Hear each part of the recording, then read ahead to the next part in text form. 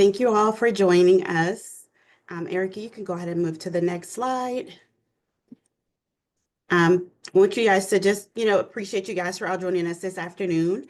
Before we begin our presentation, I want to just take note that the views of the expressed in this written conference and by the speakers and moderators do not necessarily reflect the official policies of the Department of Health and Human Services. Next slide, please. So just a quick introduction of who I am. I am Bree Carr. I am the project manager serving on the SAMHSA's 988 Crisis Response and Training and Technical Assistance Center that is operated by RTARM. Next slide. So today's event is a training and educational opportunity related to the design and operations of crisis systems and is not intended to be a source of treatment, but a resolution for concerns related to individual experiences or interactions by service providers. To chat with a crisis counselor, you guys can utilize 988.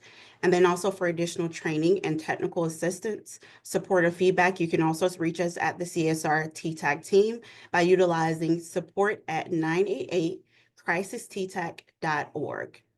And additionally, our CSR-TTAC team was going to be available for free training and technical assistance and feedback at the end of this presentation.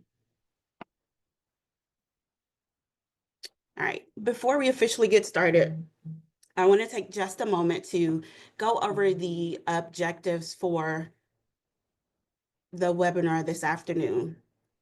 So ultimately, what we want to focus on is understanding how to build strong relationships and connections between schools and behavioral health services. We want to focus on learning the roles that schools play in mental health crisis health and crisis care. We want to also identify the ways for schools in 988 crisis to work together effectively. And also looking at finding solutions to improve how school mental health programs and crisis care systems can operate together effectively. Next slide. And just a brief overview of what you guys can expect in terms of the agenda today. We will focus on forging partnerships between schools and crisis coordinated systems of care. We will talk about the integration of schools in crisis response. Also looking at strategies to forge partnerships, as well as strategies to integrate schools in 988. And then towards the end, you guys will also have the opportunity to participate in office hours with our crisis TTAC team. Next slide. And before we begin our presentation portion, I would like to introduce our SAMHSA partners and give them an opportunity to give a welcome and brief address. China. Yes, good afternoon, everyone. Thank you so much for joining. My name is China Locklear. I am a public health advisor here at SAMHSA in the 988 office, and I lead our children, youth, and families work stream as well as our older adults. So really excited to be here today. Thank you so much for joining our third session, whether this is your first one that you're joining or if you've stuck along throughout the whole webinar series on number 3 today. Thank you so much. Just wanted to give a little bit of welcome remarks. Children spend about 50% of their time in schools per day. They're learning really important life skills, engaging in social matters with their peers. And so we're really excited to see, how there may be some change for school-based mental health, how they can be advanced, and how they can also be bridged to the crisis coordinated system of care. So this is a topic that we've seen come up multiple times. And so we're really excited to have such a robust, diverse group of speakers speak on this matter today. So without further ado, I don't want to take up too much time. I will go ahead and hand it back over to the TTAC to introduce our speakers. Thank you. China, so much. All right, next slide, please. Okay, so I'm going to briefly go over our bios of all of our amazing speakers that we have today. I'm starting off with Dr. Hoover, who is a licensed clinical psychologist and professor at the University of Maryland School of Medicine, the Division of Child and Adolescent Psychology. Dr. Hoover is also the co-director of the National Center for School Mental Health and the director of the National Center for Safe Supportive Schools. Next slide. Next is Rachel Holloman. Rachel currently serves and works at the Georgia Department of Behavioral Health and Developmental Disabilities as the Director of the Office of Federal Grant Programs and Suicide Prevention. Next slide.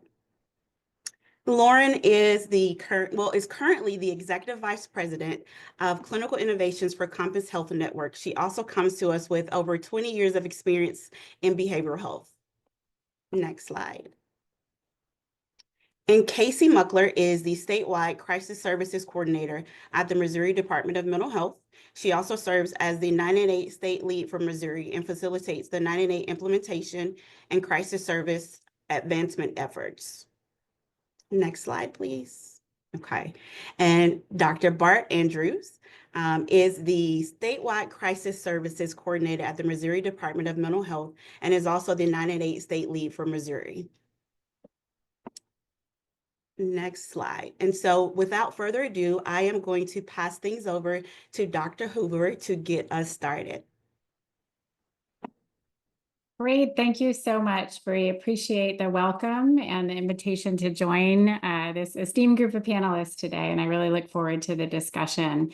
So I've been charged with starting us out by grounding us in this idea of forging partnerships between schools and the crisis coordinated system of care. So on the next slide, I want to just first ground us with a statement that actually came out of SAMHSA's National Guidelines for Behavioral Health Crisis Care Best Practice Toolkit. And I start us here because it helps at least remind me, and hopefully all of us here, of the importance of relationships and compassion and humanity in this work. The toolkit itself, as many of you are likely aware, really lays out fantastic strategies. And I know we'll be sharing lots of strategies today to build more robust, comprehensive crisis systems. But at the end of the day, we all know that it's the humanity that is experienced, hopefully, during a crisis that can make all of the difference. I would say this is in some ways even more true for children and how we engage with them and their family during what can be their most vulnerable moments, and it can really shape the trajectory of their lives. So not to overstate it, but I just want to make sure that we all start with this sense of the importance of humanity and compassion as we do this work. On the next slide, I want to note that SAMHSA has emphasized the importance of crisis systems that are available to anyone, anywhere, and at any time. And as some have said, it really should be everyone, everywhere, and every time. And systems that don't lead to delays or detainment or denial of services or create undue burdens, right, on those experiencing crises, but also on the systems that they might interface with. And in their best practice toolkits, they've laid out several core principles, and you can see some of those here, that really should be woven into the system. And we are seeing that increasingly happen, which I think is really hopeful. One of the things that we hope to do today as a presentation team and in dialogue with all of you is to consider how these practices best apply to our child and adolescent system, and specifically how we can engage schools best in that process. So on the next slide, you'll see a picture that may be familiar to some of you. And as we all know, hopefully, we can't simply just fit children and adolescents into an adult system. And we see that happen sometimes, right? So the photo may look familiar. This is the kid version of Tom Hanks, otherwise known as Josh Baskin from the movie Big. And I always think it's a nice visual reminder of that sense that you can't just put kids into an existing adult system. There are adjustments and considerations that have to be taken into account. There are different systems with which they interact, including schools, which we're going to focus on today. So just want to keep that in mind in everything that we do when we're building mental health systems for our young people. On the next slide, I want to highlight that this is not a new conversation. We've been talking about a paradigm shift for a long time in the children's crisis systems. And in 2000, we actually discussed this paradigm shift in a report for the National Association of State Mental Health Program Directors, or NASHPD. It was, as you can see here, it was called Improving the Child and Adolescent Crisis System, shifting from a 911 to a 988 paradigm. The good news is we think we've arrived in many ways at this shift in paradigm. And you can see some of the things that we talked about in this report included better leveraging telehealth, working upstream, child and adolescent considerations. So we got into the weeds a little bit in terms of the details of what are some strategies that we might take to kind of expand upon that best practices toolkit that was initially really focused more on the adult end of the continuum. And then what were some of the lessons that we learned in the context of the global pandemic? So this was a step where we also really started talking about the role of pediatric primary care and schools in this. And so we'll be focusing mostly on the schools piece today. Next slide. So the good news is that many of the core principles that were laid out in that best practices toolkit did align with a lot of the same core principles that have been around for a while in the children's mental health systems of care model, which many of you are familiar with, and you can see those here. And so arguably, these core system of care principles need to be woven into the crisis system of care. And again, the good news was that it aligned very much with some of the things that were laid out in the crisis best practice toolkit. On the next slide. So we're going to move into just exploring some of the ideas that came from that initial paradigm shift paper, but also very specific tools now that we've hopefully shifted toward that 988 crisis paradigm shift to think about how can we best integrate schools, okay? So I want to start with the idea of upstream thinking, because those of us in the school mental health space often talk about schools as an essential venue to be in if we're going to be doing upstream work. So we can go ahead and play this video. You're standing on the edge of a river. All of a sudden, a flailing, drowning child comes floating by. Without thinking, you dive in, grab the child, and swim to shore. Before you can recover, another child comes floating by. So you dive in and rescue her as well. Then another child drifts into sight. And another, and another. Eventually, hopefully, some wise person will ask, who keeps chucking these kids in the river? And they'll head upstream to find out. So that's probably a familiar video, or at least concept for many of you. I think it's one that helps us keep in mind that we always want to be thinking about how can we move further upstream, not only from kind of a wise investment standpoint, but also just to think about improving the quality of life for our young people and our families before they reach the crisis level of need. We recognize that we need both a robust upstream service system, and also we need that crisis response system. But oftentimes we can even move some of our crisis work upstream. And so we're going to talk about that a little bit today. Some of you may be familiar with the NASHBID brief that came out in 2018, where they really described a shift in terms of the child and adolescent behavioral health system to an upstream approach that prevented unnecessary care in acute settings like emergency departments and psychiatric hospitals and residential treatment facilities. And that brief really emphasized the role of mobile crisis response and stabilization services as an approach that identified problems early before intensive psychiatric care might be needed. And so that was a really wonderful step in that process of moving us upstream. On the next slide. You're standing on the edge of a river. There we go. We would argue that the conceptualization of crisis systems will be best served if we even move further upstream than MRSS, even though it's a critical part of our crisis system, to consider the myriad resources and interventions that could both prevent and intervene early so that we can diminish children's emotional and behavioral health crises. And you can see some of the tenets that would make this argument, right? We know that early identification and intervention leads to better outcomes. We know that in many settings, when there is behavioral dysregulation or behavioral health crisis, it can lead to discipline or justice response. And so having more of an upstream mental health response will serve our young people and families much better. And we continuously argue that in addition to repairing and improving our crisis system, we have to simultaneously build universal mental health promotion, early identification, and intervention. So it's not one or the other. So on the next slide, we want to just introduce the idea of comprehensive school mental health systems, which I know a lot of folks are very familiar with at this point. It's been a framework that has been adopted at the federal level, and many states use this framework really as a representation of that multi-tiered system of supports in schools that can support students' mental health, all the way from every student in the school building at Tier 1 to those with the more intensive needs.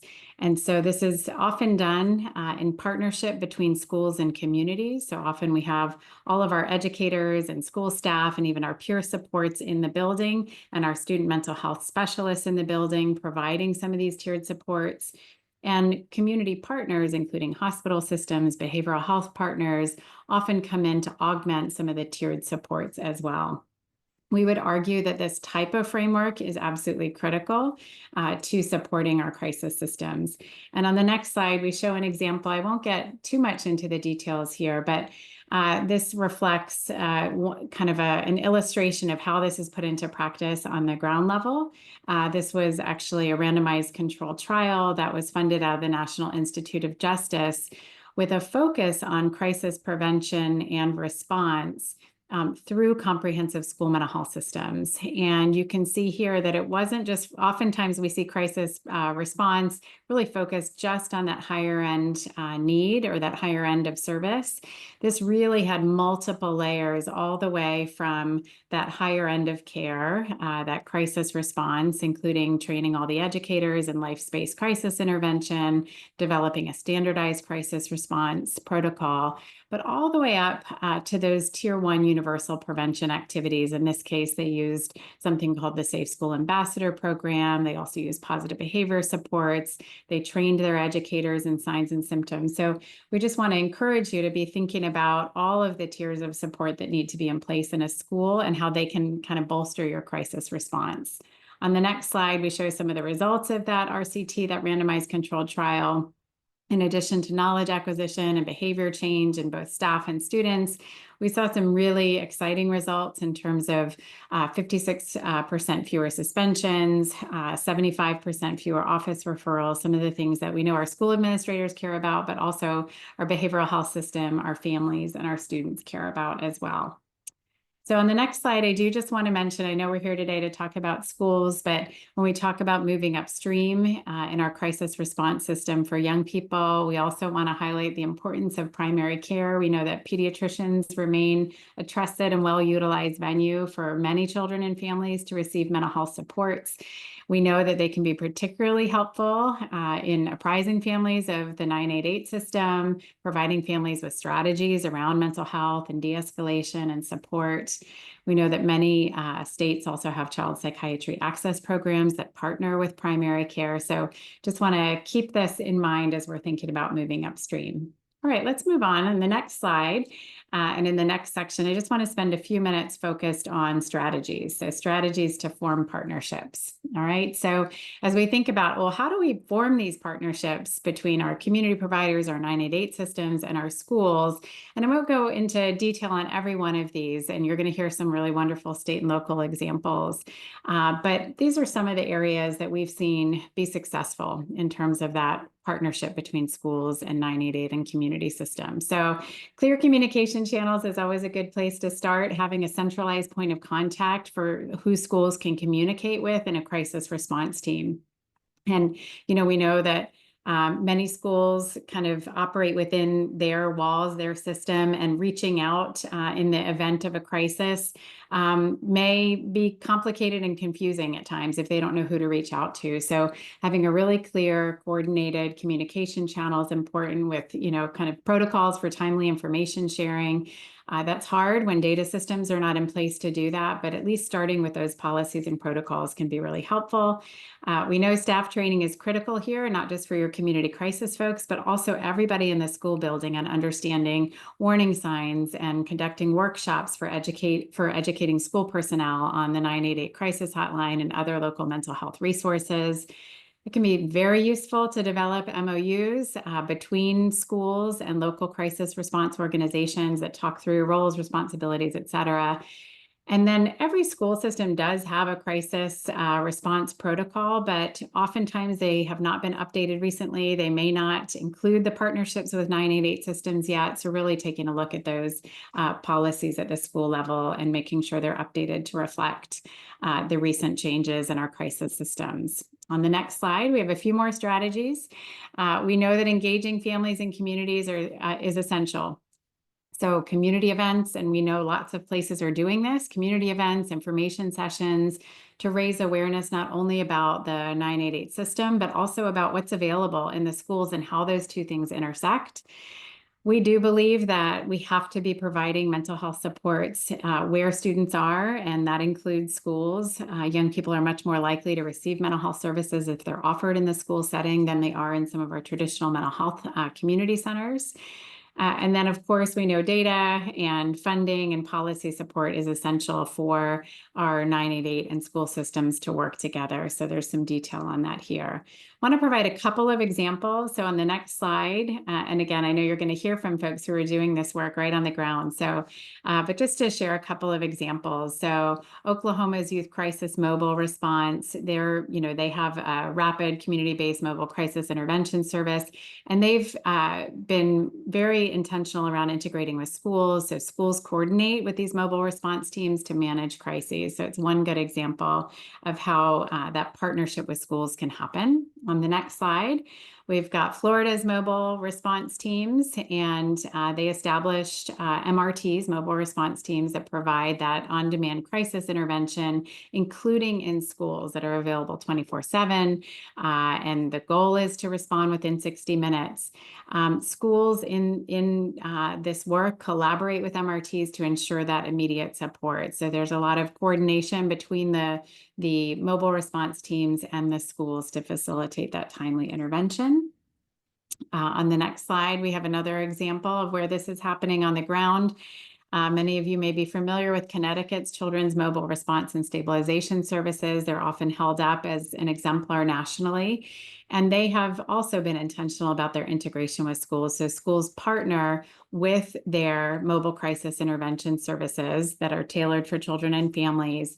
They have a lot of guidance within, and you can check out the services that they offer, but you can see they have a lot of guidance around developmentally appropriate crisis response and how to meet students where they are experiencing the crisis, which often can happen in the school context.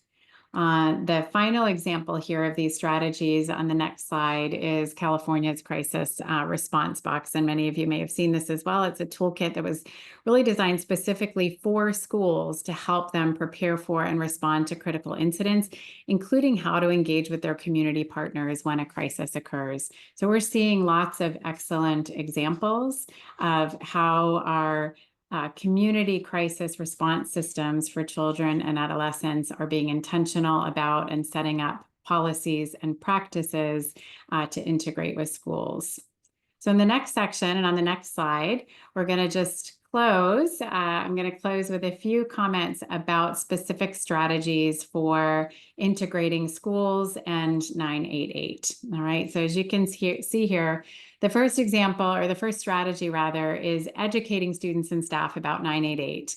And I know those of us in the behavioral health field often feel like everyone must know about it at this point. We've been hearing about it for years, but what we find is that very often our school leaders, even our school educators, and certainly many of our families and students are not yet aware of the 988 system, and schools are a wonderful place to make some of that learning happen.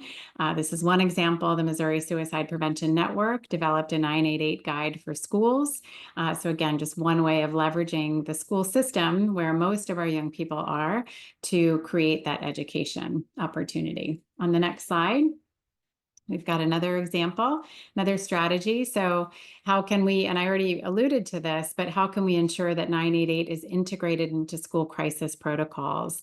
So again, working with local school systems to make sure that their crisis protocols are updated. And here's another example from Connecticut, where they integrated 988 with the state's Youth Mobile Crisis Intervention Service, and schools can connect directly with specialized support during emergencies, and there's specific guidance for schools to do that.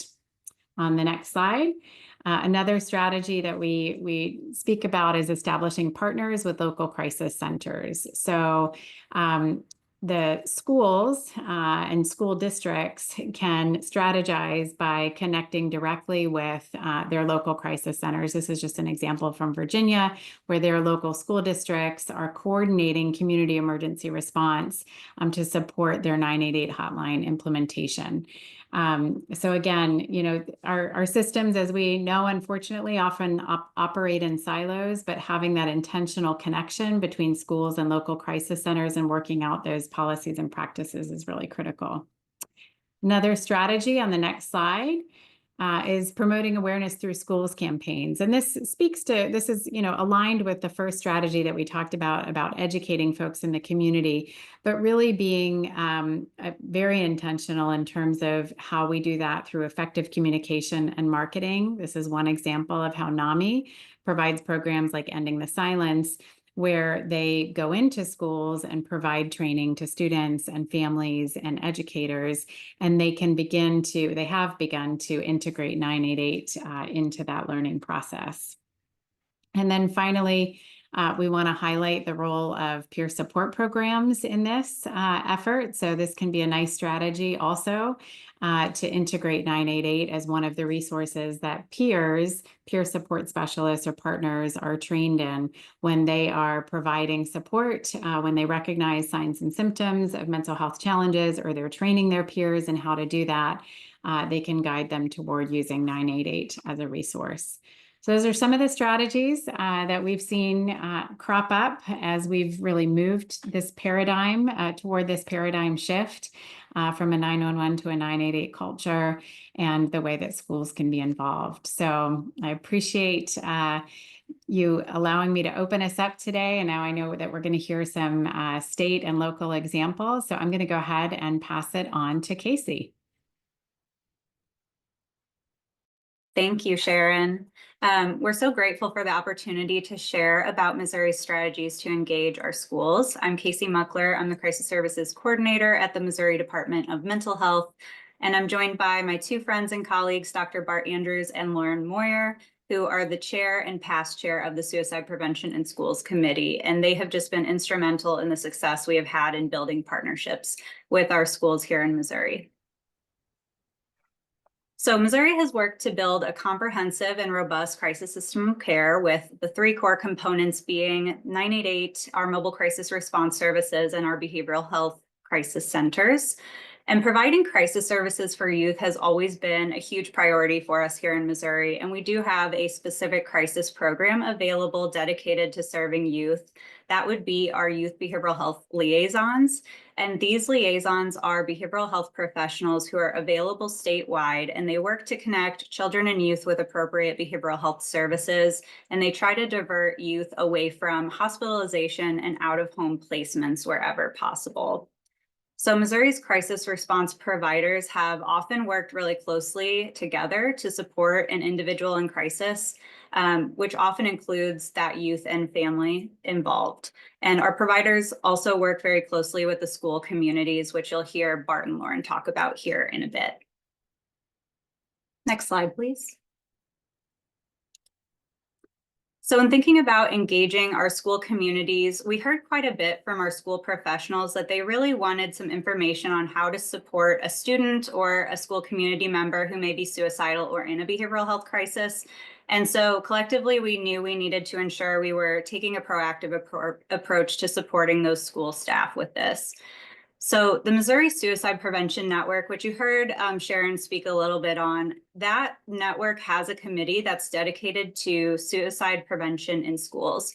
And this committee includes representatives from all of these school-based organizations, our Department of Elementary and Secondary Education, and direct care providers that ensure we're doing what we can to help schools with their suicide prevention and crisis response efforts.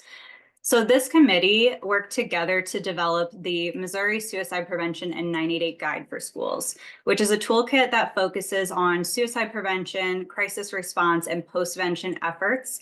And it focuses on what schools need to know to help navigate a crisis. So we created this toolkit. We tried to spread it far and wide to superintendents, teachers, school counselors, coaches, and various other groups to make sure that they have what they need. And we do update it on a yearly basis. And you can view this guide at the QR code in the corner here, and I'll also drop a link in the chat as well. One other thing that we are doing at the Department of Mental Health is we're partnering with our Missouri State High School Association to put posters up throughout schools, have signage available at various high school and some middle school events like our school wrestling matches and quiz bowl events, really to spread awareness of 988. And we do reach about 330,000 students a year. So I will pass it over to Lauren and Bart to talk more. Thanks, Casey. So Casey really covered a lot of the resources and services that we have tried to aspire to create just to have a really fluid 988 crisis continuum of care, especially for our youth. One other service that we have that we didn't touch on was our behavioral health urgent care and crisis centers. So a safe place for our youth to actually go to. Some are 24/7 and some are open 7 days a week. So differing hours, but that's just that really safe alternative to the hospital emergency room or, having to go to a primary care urgent care. Next slide.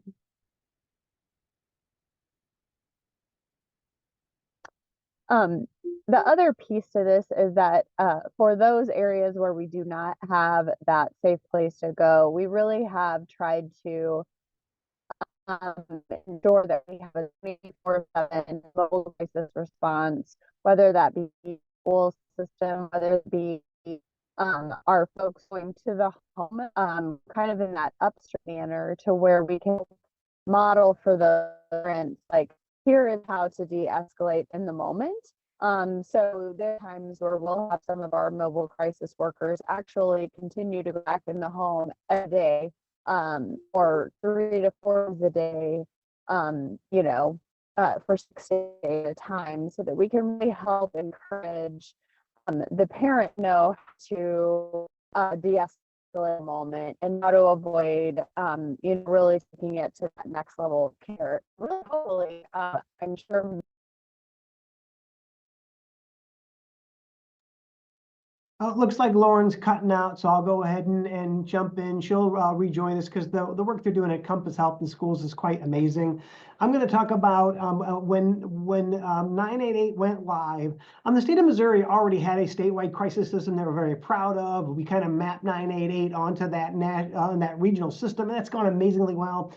In the St. Louis region, we had a very strong Youth Connection helpline system. That was a 24/7 crisis system with mobile outreach, care coordination, and very active follow-up, 4 to 6 weeks of follow-up post-call. There were lots of questions about, hey, with 988 coming on board, do we really need the Youth Connection helpline? And the answer to that was absolutely yes. We absolutely still need the Youth Connection helpline, because as amazing as 988 is, and as amazing as our state is, there are lots of gaps in care, and 988 does not cover that ongoing care coordination that our Youth Connection helpline does. And I will give you an example. When a youth calls either if they come in on 988, if they come in on the Youth Connection helpline, we no longer make a distinction. We believe that there's a one access point, regardless of what line comes in, they get filtered into our system. Every caller in our region that is eligible for the Youth Connection helpline, they get offered active care coordination. They are enrolled in ongoing follow-up care, and our acceptance rate for that is around 85 to 90%. We average about 4 weeks of follow-up for every caller. Some of those folks get 6, 8 weeks. Some folks only need a week or so. Now, what was key about this is that rather than abandoning systems that were already in place because of a new system, we integrated that system, that Youth Connection Helpline. We co-branded the Youth Connection Helpline with 988, and it's been incredibly effective. There's some things we really need to talk about this, and when working with school systems and those that you work with school systems, one of the things that's a big barrier for them is that if they reach out for assistance and you throw up all kinds of logistical problems, or we need informed consent and all that stuff, you are not going to be nearly as effective. So I'm gonna give you the lowdown on this. We do not need parental consent to go out to a school to respond to a crisis in that school system. If a school calls us and there's a youth involved, we will instantly dispatch a team. We will then try to get the parents on the line to get verbal consent, and we will try to get parents to meet us there. But this is crisis intervention, folks. This is not outpatient, non-crisis therapy. It is much better for that school to get an on-site response, regardless of whether the parents are there or not. We can still show up on scene. We can evaluate and triage the level of crisis, and then we can help the school make some decision-making around that, right? Always, I'm great when we have the parents there, and we'll work really hard to get the parents there. But our goal here with the school is we want to cut through all that red tape. We want to minimize the extra stuff they got to go through, because if this kid's in crisis and this school needs help, we want to make sure that we get them help as soon as possible. The other thing that's really important when working with schools that we find invaluable is when a school makes a referral to us and we connect, we do ongoing follow-up with the school system as well. So we keep the school in the loop, and HIPAA allows this, folks. We are allowed to coordinate care. That school counselor's working with that kid. We don't need a release. We get releases when we can, but we can give high-level care coordination to the schools. And this is really important because sometimes we'll link kids with services. We'll follow up with the school and see how things are going. The school says things still aren't going really well. And so then we'll follow up with the family, we'll follow up with the youth, and we'll figure out, hey, what's not working, what's not going great. And then we'll keep this process going in an iterative fashion until we solve all the crises we can. There's some other things that are really important about this, that constant feedback loop, making sure that schools, and it's not just a one and done. If there's one thing that I want you to leave with adults and children, but especially children, one and done philosophy does not work. Crises do not resolve via one phone call or one mobile outreach. We need to keep working with them. We see a lot what happens is when you provide good crisis intervention, you handle that crisis call, you get a mobile outreach team, maybe you do a mobile outreach team to the family and respond on scene. They get this sense of relief and the crisis diminishes a little bit and they feel hopeful. And then sometimes they don't follow through with the referrals, which is fine. People have that right, but often that instant relief they get and feeling a little better, things go back to where they were fairly quickly. So our follow-up staff do constant activity, following up. What are the barriers? How are you doing? Sometimes people might not follow up with referrals right away. And it may take weeks and weeks of ongoing telephonic care coordination to get them finally engaged with services. Two, if you want to do a fun experiment, call your own agency to see how easy it is to get picked up for services, how quickly people get scheduled, how quickly they get put into the identified programs. We do a lot of three-way calling to service providers to make sure that we're helping families navigate a very complicated system, making sure that we're getting them connected with services they're eligible for. It makes a huge difference. Some other things around this, and I'll turn it over to Laura for this, we track all these outcomes, folks. Every single contact, every referral we give, were they linked at that referral? Have they been, since we've had contact with them, have they been to the hospital? Have they had law enforcement contact? We track all these outcomes with benchmarks. We have benchmarks for how many youth that we connect with, and if they're suicidal, we need to get them connected within 48 hours. If it's a more of a routine crisis, we're trying to get them connected within 2 to 4 weeks. We track that. We track where they're getting referred. For instance, we have providers that aren't as good about picking people up. They have more barriers. They don't have as much capacity. We have providers that are quicker. And so we track and trend all this because we can kind of see there's capacity here, there's not capacity there. One of the most amazing roles that 988 and crisis providers can play is we really are the repository of where there's capacity in the system, where we can get people linked with care, and where there are struggles, where are there big gaps, right? And if you're not actively involved in this and actively involved in managing those relationships and staying in regular contact, we've got community trainers that are going into schools, dropping by the schools, giving out our green cards, which have 988 number and the Youth Connection Helpline number, making connections. We do trainings in the schools to make them aware of our resources and our services. It makes a huge difference. Lauren, now that you're back, if you want to talk more about where you left off, sorry. Oh no, I'm sorry. Am I back connected? Correct. Awesome. No, I would just echo everything that Bart was saying. And the other thing about what has been so successful at bringing everyone to the table with our 988 committee, with our Missouri Suicide Prevention Network, with our schools committee, is really trying to identify where the gaps are. So we have our mobile crisis folks, we have our youth behavioral health liaisons that can go into the school in that tragic moment when there is an unfortunate loss, so that we can provide that post-vention debrief support. And I think it's so critical that, you know, while we want to help everything on that preventative end, we also want to be there in the moment that other people need it as well. And so really offering the school, like, you know, what does that policy look like? What does that response look like? Really just making it a normalized conversation to have. So a lot of our youth, we're on the road to starting a youth advisory board committee throughout the state, so that we can really make sure that our youth voice is at the table. And we can make sure that any infographics, any posters, anything that we're sending out that is youth focused, has the youth voice at the table, so that it can really resonate with that population. I think the other key piece to this is ensuring that you have buy-in in a vertical approach. So it's not uncommon that the superintendents may have a lot of buy-in and say, yes, we want your services. But then the people who actually would utilize those services and call in those services know nothing about our services. So we really need to make sure that we're penetrating all levels and bringing everyone to the table to ensure that it's working for each community. And in each community throughout Missouri, it could be suburban, rural, urban. It might look a little different, but the most important key factor is making sure that all stakeholders are involved and have a voice and are bought in to the community response. Yeah. I don't know And if so we Bill, have. yeah. So, and one Go thing ahead. when we talk about successes and challenges, one of the things that kind of Lauren hinted at, and I was talking about, getting to the key stakeholders and frontline staff, and I don't know about what's going on with all school districts, but the turnover in frontline positions and school counselors in Missouri is incredibly intense right now. Teachers are burning out of the profession, they're leaving.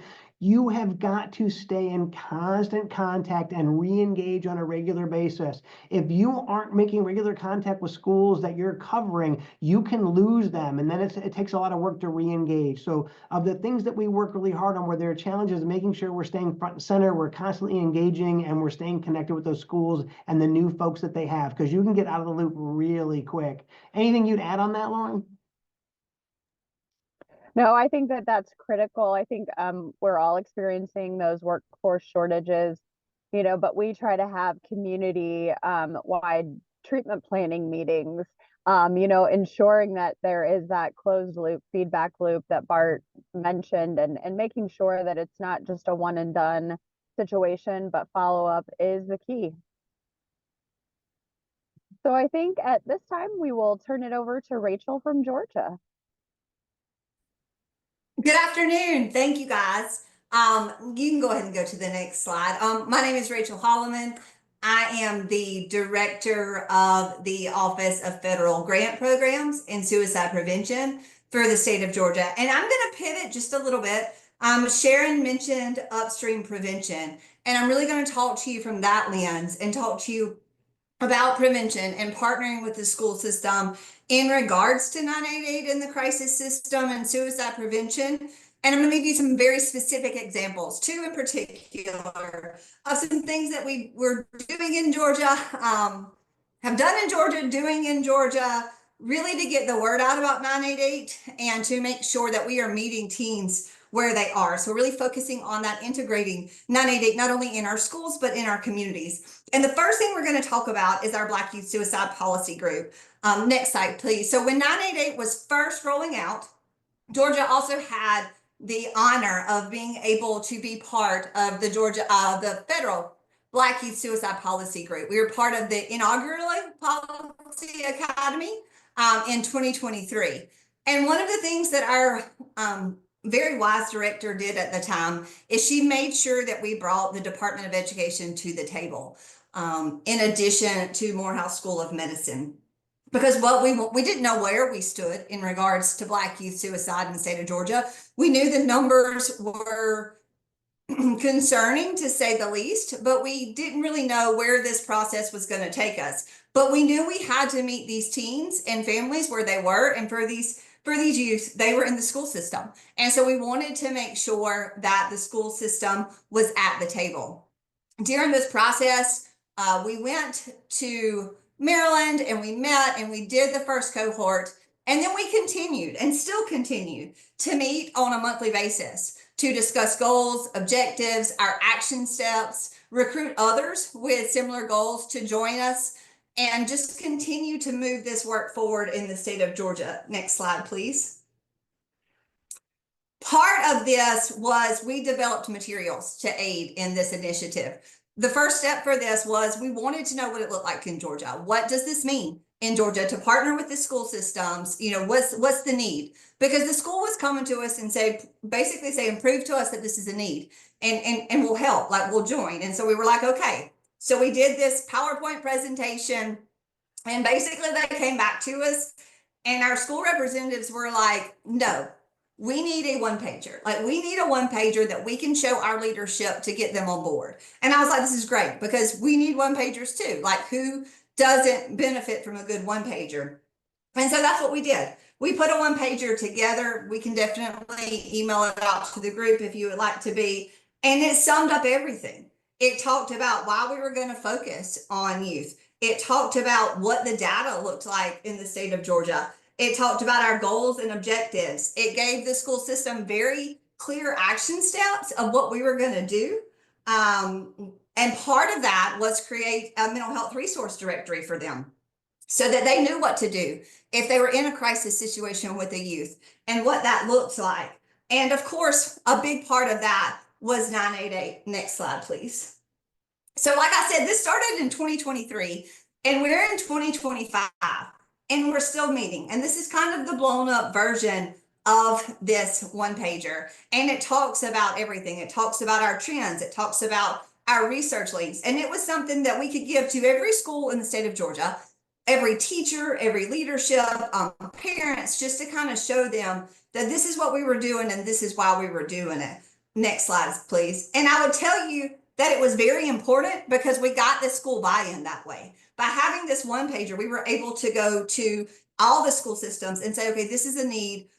We want to bring 988 in. We want to target this group and this is why. And that really helped. The other thing that has resulted really in integrating 988 in the communities in Georgia has been our teen summits. So as we all know, next slide, please. In 2020, during COVID, we saw teen suicides begin to be on the rise. And so our first teen summit was held in 2021. And actually now in 2025, we are preparing for our 5th annual teen summit. This is the one from 2022. We've partnered with various groups across the board. One of the things that's very important with school systems is we actually partnered with schools to bus their kids to this event, because what we wanted to do is actually show not only our teens how to use 988 and how to use the mental health resources that they had at their advantage, at their fingertips, but we also wanted to make sure that we were educating parents, caregivers, teachers. Next slide, please. So we started in 2021, probably with about 100 people that showed up. In 2022, we got a little bit more. In 2023, we actually said, you know what, we're going to do 2 events. So we held a mini teen summit in 2023. It was actually the first and only one we've held during the school day. We told the schools, okay, you're having these concerns in regards to 988 and suicide prevention and mental health needs in the school system. So what we're going to do is we're going to do this as a field trip for y'all. And we organized this mini teen summit as a field trip. And we bussed all these kids in for the schools. We bussed their teachers in. We bussed their school counselors in. We made sure that we had counselors and stuff on site. And we spent the morning having speakers and artists and college students talk to these kids about mental health, about suicide, about warning signs and risk factors, because they weren't there to hear me talk. They don't care what Miss Rachel has to say. I am not important in their lives. So we needed youth to speak to youth. We needed influencers. We did that kind of stuff. And so we had that done. We made sure at both of these summits that before the kids left, they knew how to take out their phones and contact 988, whether it was through text, whether it was calling, whatever it may be, whether they were looking up the website on there. We wanted to make sure that they knew how to use it. And we wanted to make sure that they understood that they could use it. They didn't have to wait for a parent. They didn't have to wait for an adult. A teacher didn't have to wait for anything. Like if she had a concern or he had a concern, they could 100% reach out for any type of advice or consultation, whatever it may be. We really wanted to take the burden off of our school system and say, hey, you're the educational professionals. You do that. We are the mental health professionals. Let us help you out. Like, let us be there for you. And really worked on that partnership with them. And this one, particularly in fall of 2023, we maxed out.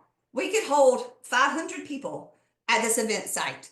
And we had 500 people in this event site. Over 475 of them were youth between the ages of 10 to 17. The others were caregivers and teachers there present for the event. So we moved this around the state. As the slides move, you'll see they're in different regions, different areas. One of the other, next slide, please. So this past year, one of the things we've really found with 988 in the state of Georgia is that our rural areas in particular are accessing 988 more than any other area. So we went to a rural area. I'm from a rural area. This was right up my alley. So we actually partnered with Wild Adventures. Again, we meet the kids where they are and they want to come somewhere fun. They want to do something cool. Again, we made the ability for schools to bus these kids in. We brought in speakers and panelists and college students again to make sure that we were getting this out. We actually took a Q&A and had 988 present as well as local providers so that kids could ask these questions, so that parents could ask these questions, so that teachers could ask these questions. And they didn't hear it from DBHTD. They heard it from their local people, their local providers, how to access their services, what to do. The other thing we've now done is we have created this little flip book that is small. And we originally created it for pediatricians' offices to address the rural need for suicide prevention information. And since have rolled it out as part of our teen summits, as well as our schools. One of the most beneficial things to me is that it's laminated first off. So as a parent, I love it, but it can be slipped in a back pocket or a book bag or a purse. But it really talks a little bit of everything. It talks about warning signs. It talks about, if you're wanting to get help, how do you get help? It talks about what to expect on your first therapy appointment. It talks about, how to prepare students and students for what they may experience, how to talk to families about these kinds of things. And we really just wanted to meet the school system and the community where it was. And so that was by making sure that we could put this information in their hands in a way that was easily accessible, with also the last page, of course, has 988. One of the things we've really tried to stress is that you don't have to be in a crisis to reach out for services. You don't have to be in a crisis to call or text 988. You don't have to even be the person in that situation. You can be a peer, you can be a family member, you can be a teacher, you can be an administrator, and really providing a lot of education as we work with this partnership. I'm proud to say that, we're preparing for the 5th annual Teen Summit. Hopefully this year will be bigger than ever and better than ever. That's always the goal. We've continued to host around 400 to 500 youth at these events. And it's something that we're very proud of. It's something that obviously over 5 years took a while to build, but it has definitely helped with our partnership with the school system. And it's definitely helped get 988 into the hands of teens and their teachers and their caregivers. And I could go on and on because, of course, as you can see, I'm very passionate about this, but it's time for some Q&A. So I will kick it to the next group.